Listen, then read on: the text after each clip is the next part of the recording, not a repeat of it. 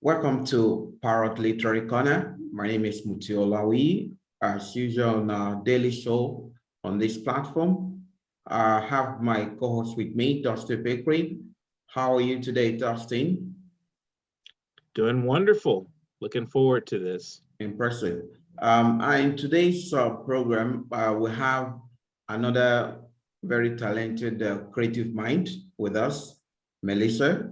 Hi, how are you, Melissa? Doing great, thank you. Fabulous. And for us not to waste much of our time, I am going to hand over everything to Dustin to anchor the show holistically. Where I need to ask some question, I'll come in with that. So over to you, Dustin, please. Thank you. I appreciate your the time here. So Melissa, tell us a little bit about yourself, how you became interested in poetry and your background, education, etc. So we can get an idea from viewers what your background is. Well, I started writing poetry when I was 8 years old, and actually I became more serious about it, became more interested in it, I should say, when I found a little black booklet in an old chest of drawers that was written by my aunt. And it was written in red ink, and she had written it when she was a teenager. And they were all love poems, and they were very dark. They were all about love lost. And I thought, I found the book when I was a teenager, and I just thought they were some of the most beautiful poems I'd ever read. And I was greatly moved by them and decided I wanted to read more poetry. And so that led me into the world of poetry. And the next poem I remember reading that really moved me was Dylan Thomas's Fern Hill. And I read that poem one time, and after that, I think I read it 1,000 times, and I couldn't get enough of it. And when I went to college, I didn't major in English or anything like that. I majored in music theory, and I had a minor in religion. And but I did have a number of hours in English, and I didn't write any poetry when I was in college. And in college, I didn't even read that much poetry. I was too busy practicing music. When you're a music major, you practice for about 8 hours a day. That's pretty much your life. But it did offer me a creative outlet. I got into poetry again, not until I was in the parish and I was diagnosed with bipolar disorder. And that drove me to poetry again. And I think it was that creative spark in me that kind of lit a fire under me for poetry. And I started writing and didn't stop for a long time until my father died. And when he died, I didn't write for quite some time, up until about 2017 or so. And in 2018, I was published for the first time by one Dustin Pickering. Who's that guy? Continue. I'm enjoying you. And anyway, that kind of, I've really been serious about it since then. I mean, it's my life, and I live and breathe poetry, and so what kind of like literary opportunities are there in South Carolina and Plum area where you're located? It's a very small town. Is there any available outlets for poets or for artists to speak and to promote their literature? really not much. It's extremely limited. It's extremely limited. I've written 5 books, and none of them have been successful in this area. Part of the reason is because of my subject matter that appears frequently in my books. I have a diverse subject matter, and spirituality and mortality and nature and sexuality. And quite often all those will wind up in the same poem. and and a lot of people aren't ready for that. So Very unique experience. so my books yeah, so my poems don't my books don't really sell all that well. I mean, we're down here in the South in the Bible Belt, and people, it's in my experience, God is very closely related to eroticism, and but people down here aren't ready for that yet. Mm-hmm. And so, like I said, my poems don't really sell all that well. And I've had people say, well, if you write more about God and squirrels and birds and Jesus, you might sell more poems. Mm-hmm. But I'm more into being authentic to who I am than I am being, than I am selling to an audience. That's just more important to me. So you're also into music. Would you like to maybe give us some authentic musical experience? Maybe play a song for us. Yeah, I'd love to do that. I'll give you one that I'm currently working on, which means there might be some glitches in it. It's called Blue Wing, which is kind of a folk song that has a little bit of a country feel to it. It's a good song. So get back here to my guitar.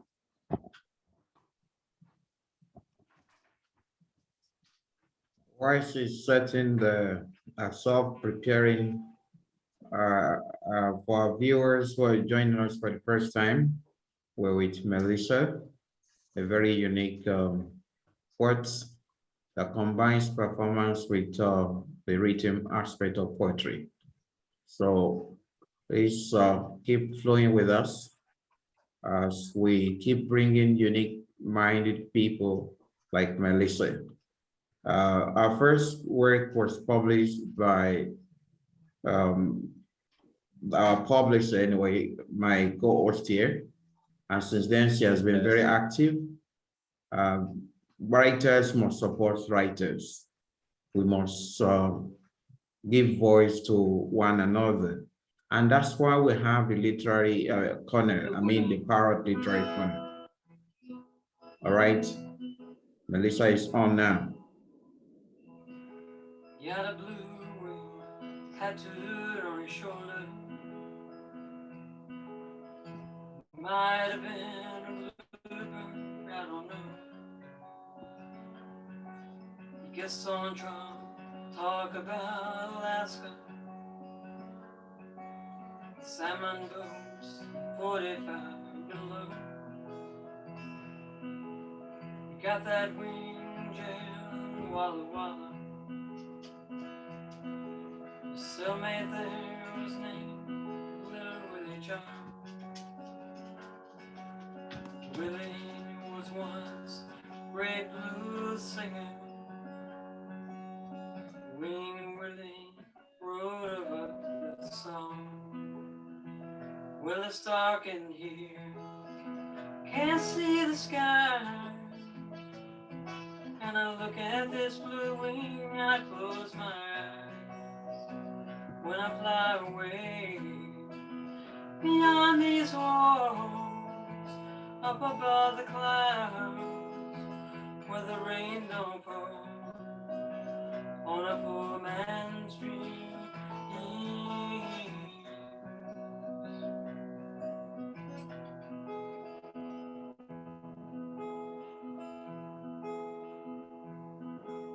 a robed wing in August 1963, and we moved north, picking apples to the town of Wenatchee.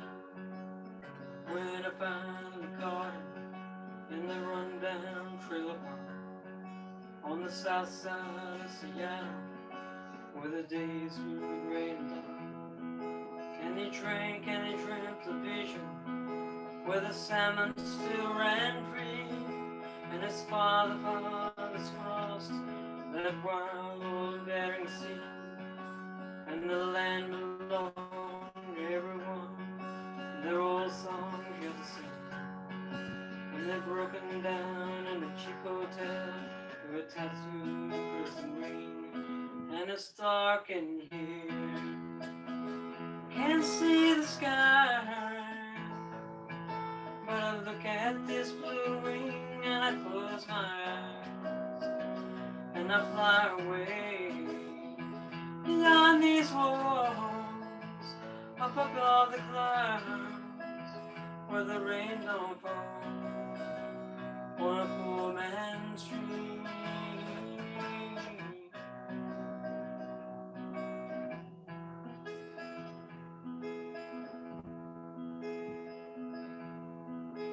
He drank his way to LA, that's how he died. No one knew his Christian name, no one did, no one was there to cry. But I dreamt that there was a service and a preacher and an old pine. Halfway through the service, blue wing began to talk. Said it's dark in here, can't see the sky. But I look at this blue ring and I close my eyes and I fly away beyond these walls, up above the clouds, where the rain don't fall on a poor man's dream.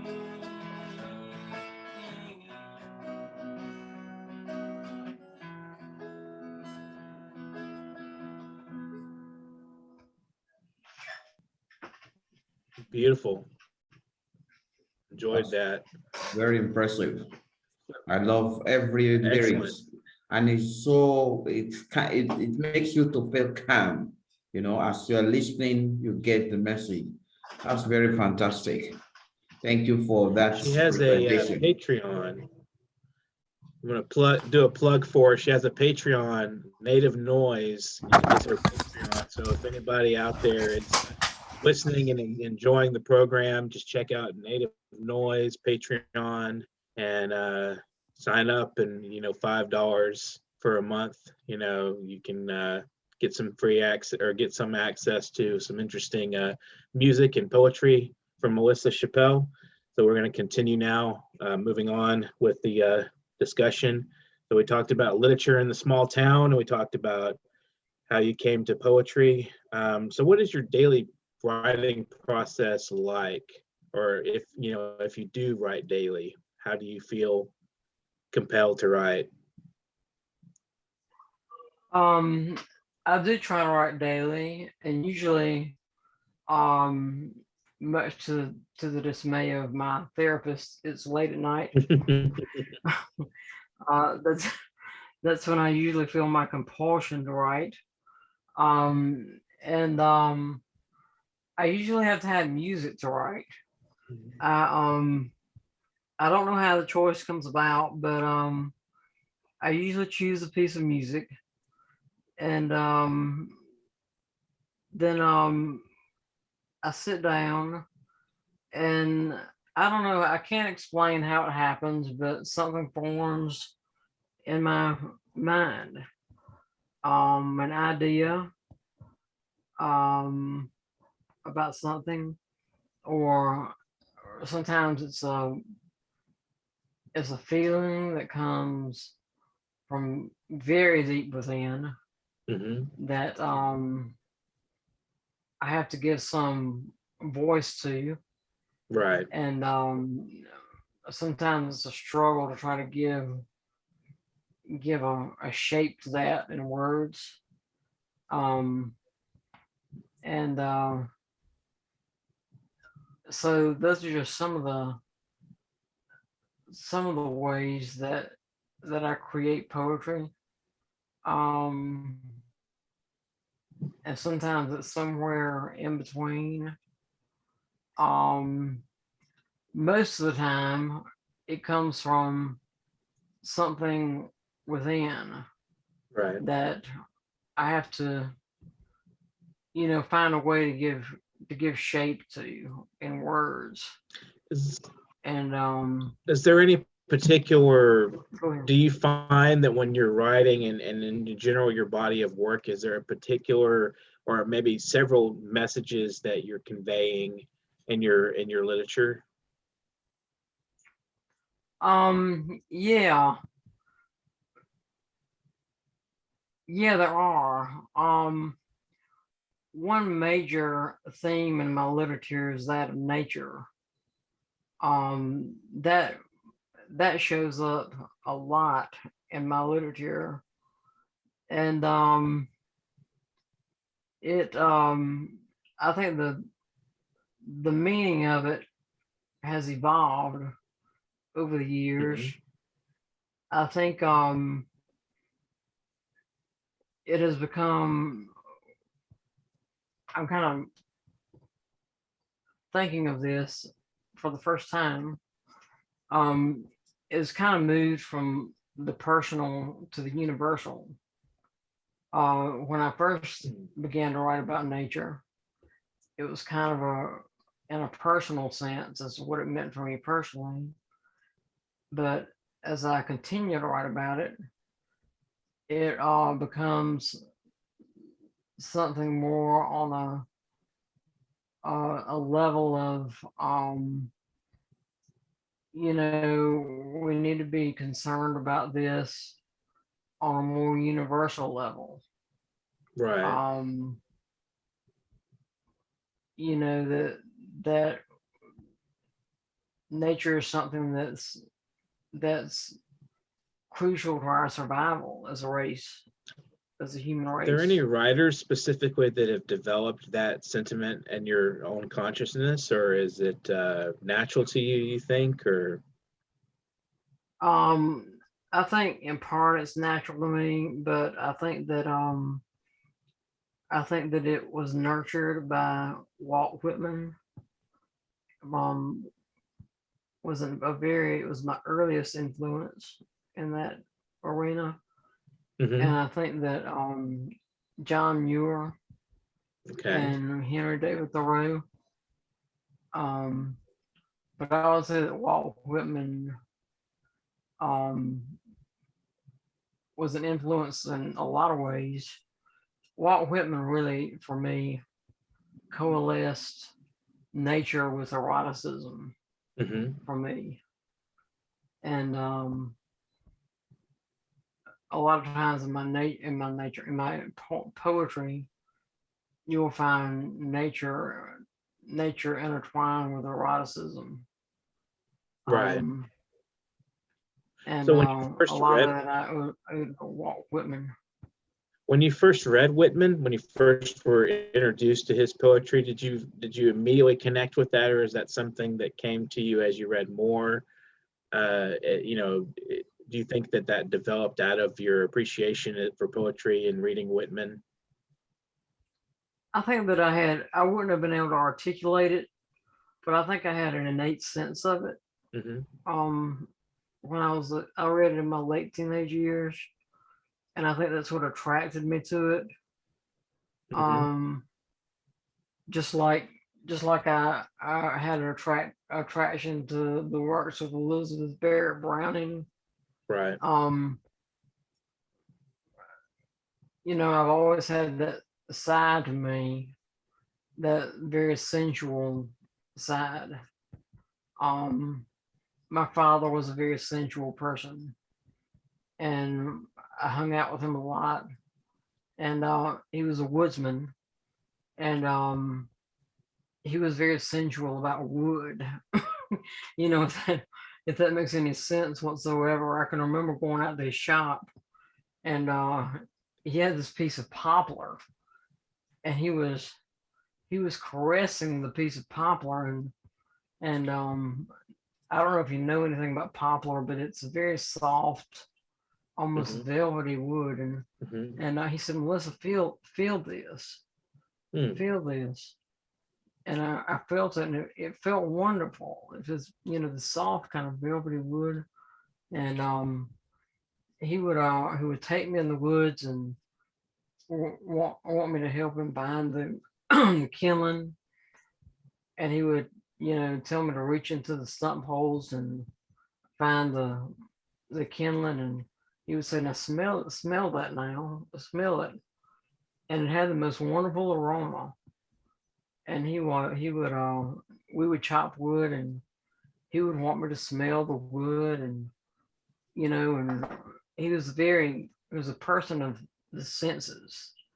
Sounds like a person of the earth, and wanting to have firsthand knowledge of things, of nature, and of the mulch and the wood and the like you said, sensual experience of things, and delve into that, and sort of like sticking your hand in the mud and just feeling what it's like, the earth, and touching the earth.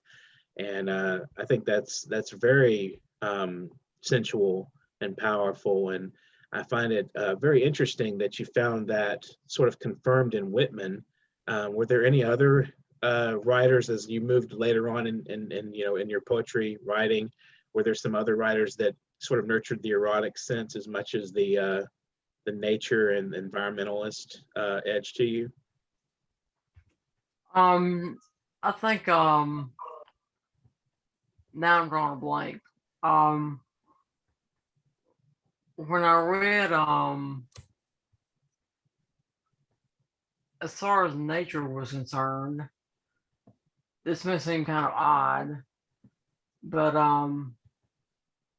Mary Oliver was very close to nature, and she wasn't erotic in that sense, right? But her nearness to nature always struck me. She had a very realistic perspective, I think, too, and of nature. Of she saw some of the beauty as well as some of the savagery and grandeur of nature in her poetry.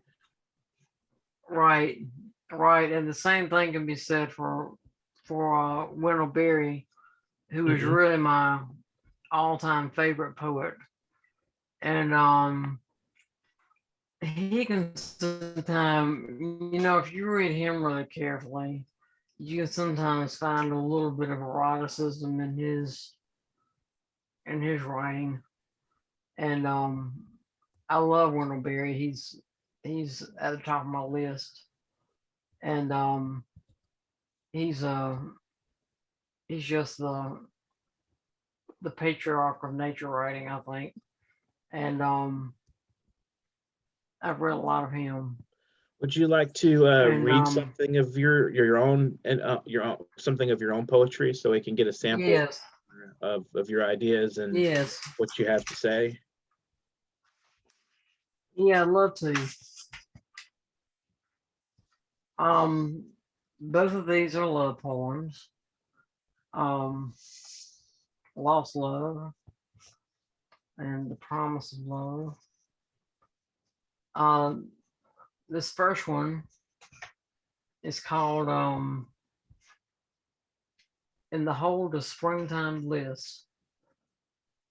I will keep my silence for now in deep winter's hold, in quiet compliance until springtime thaw, when the snows speak in language foreign, yet in familiar consolation for him held so near by my still warm hearth. Then may my courage rise in that silvering day, and voice clear as new flowing streams, bold as a sparrow leaves mother's nest. I speak with hope that he may stay at length to rest with me among the flowering field, easy in the flowering field, in the hold of springtime bliss. And the next one, Beautiful, beautiful. thank you. The next one is called If There Were Rains. I thought that perhaps a new spring would come, that the dogwoods would come breaking in answer to a light surprising, tumbling grace falling through the canopy above. But grace comes darkly, where dreams of two crumble into one. The old familiarity of aloneness, the decay of a wish made in the night, now rotting in the side.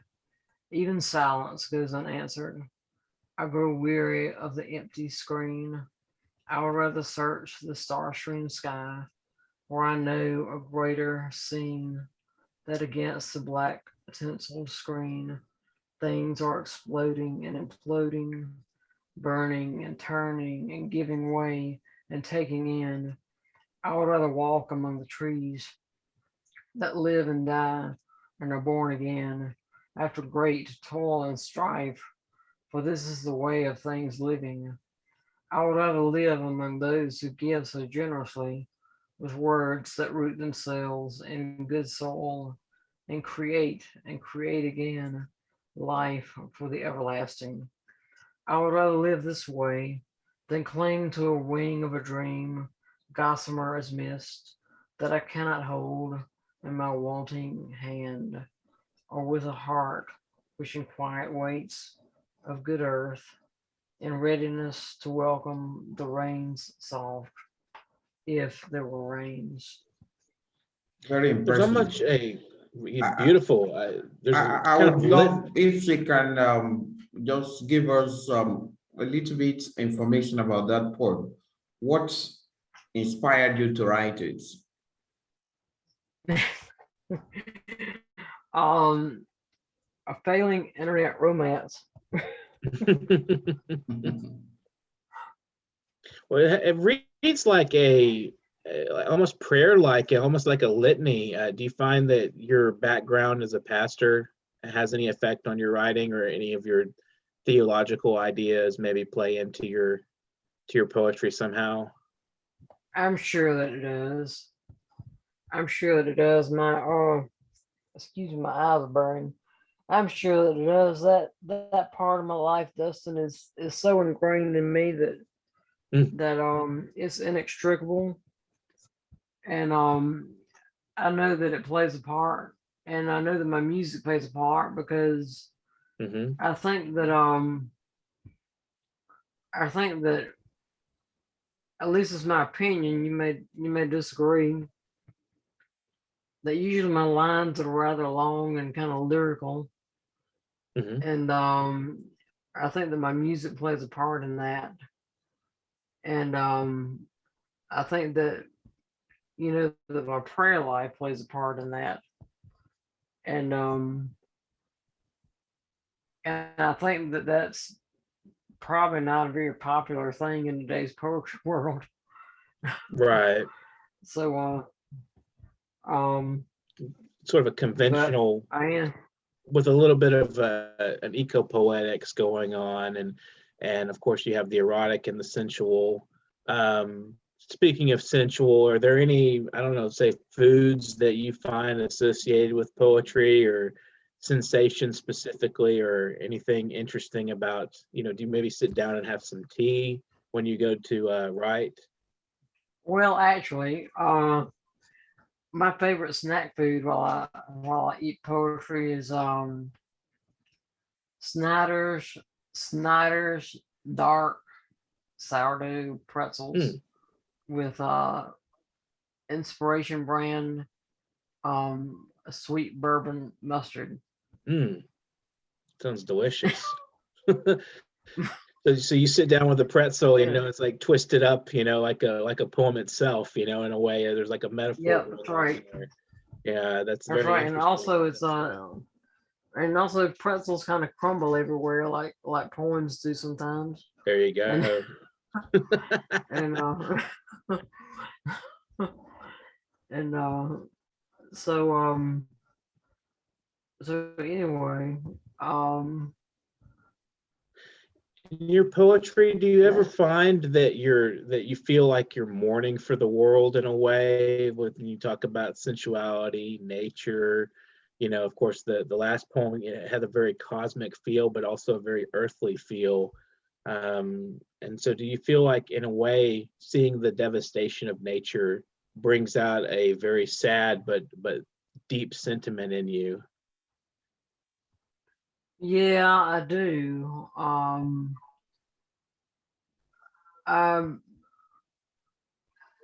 do mourn for the world, for what we're losing every day.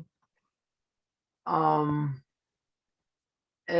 I rarely say that outwardly in my poetry, because I'm not quite often a very political person Right. in my poetry.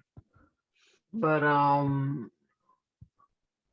quite possibly that's an undercurrent that runs throughout my poetry, because I do quite often have a theme of mortality that runs throughout my poetry. But another theme that also runs through our poetry, if there's a theme of mortality, I don't leave that alone. I never have mortality without resurrection and hope. I'm never without hope. So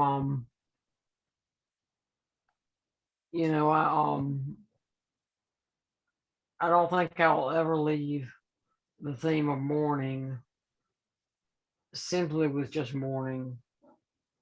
Right. I think I'll always have a theme of hopefulness, to Christ kind of suffering with people, as long as to redeem that and to redeem it. That's a central message of a lot of religious texts, is the theme of the resurrection and redemption and life coming back. And I find it's very beautiful that you bring that into poetry, into the contemporary world, even if it's maybe not the most popular thing. So and final note, we've got about a couple of minutes left. Is there anything you want to say? You want to talk about upcoming projects, books you're releasing, your Patreon, if we see back there in the background, maybe what that's about? Yes. Patreon, there's going to be a live stream concert on April 9th, and it's open to the public. And if you want to come, all you have to do is log on to patreon.com/native noise, and there'll be music and some poetry reading, and everyone is welcome.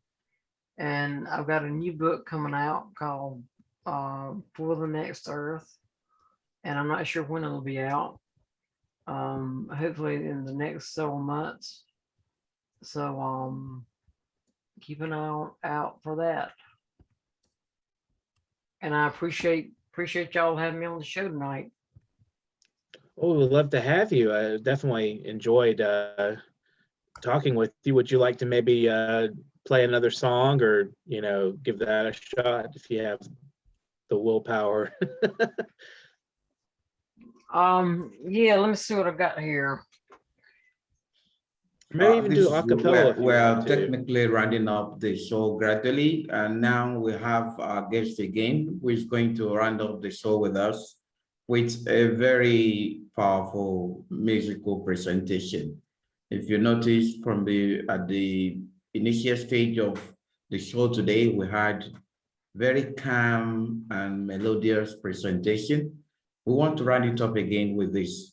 While we're doing this, I want to appreciate our guest today for her time, for taking her time to be with us on the show within the short period of time of notification given to her. We appreciate your time with us. Thank you so much, our viewers, for always visiting our site to follow everything we do. We really appreciate that. So if you miss this, of course, this is live. You can easily come back again and again. And if you really want to be getting updates of our show every day, please go to our YouTube channel, Parrot TV, and then I'm sure you're going to enjoy every bit of the program that we do every day for you to understand the power in the creative world. Yeah, over to you, Melissa. Okay, let me figure out what I'm gonna do here.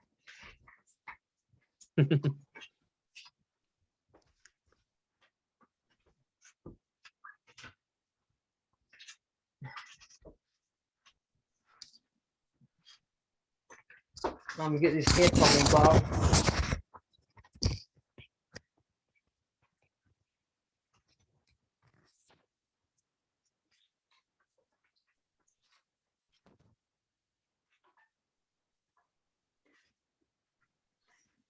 While we're waiting, You know what? subscribe to I'm the gonna- channel.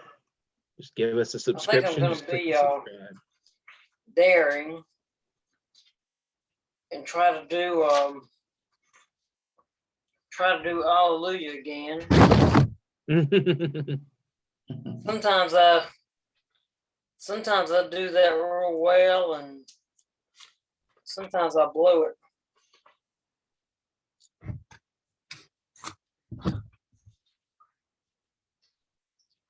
Can't find all my music. And take a look at our other videos while we're, if you guys get on the Parrot TV, we've got politics, we've got creative I writing. guess I have to do it from memory. I'm gonna try to do part of it from memory. All right. I'm still laying around here somewhere. Off the show for us with lyrical lines. So our viewers are waiting for Melissa to kick off.